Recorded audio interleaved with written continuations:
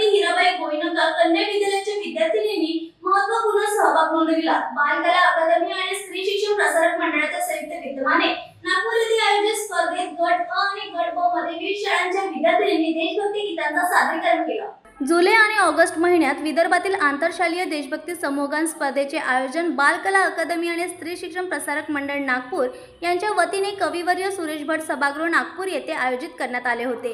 गट अ वर्ग 1 ते 5 आणि गट ब वर्ग 6 ते 10 मध्ये स्पर्धा आयोजित करण्यात आली।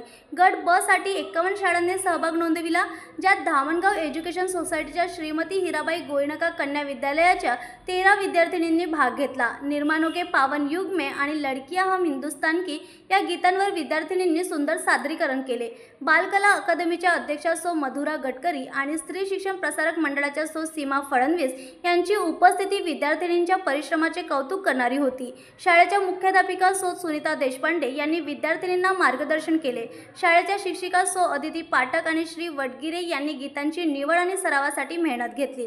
स्पर्धेत सहभागी झालेल्या विद्यार्थिनींना प्रमाणपत्र प्रदान करण्यात आले असून त्यांचा उत्कृष्ट सादरीकरणाचे सर्व स्तरांवरून कौतुक झाले। अंतिम फेरी 16 ऑगस्ट 2025 रोजी स्मृती भवन रेशीमबाग येथे होईल। न्यूज एक्सप्रेस साठी अमरावतीवरून संवाददाता यांची रिपोर्ट।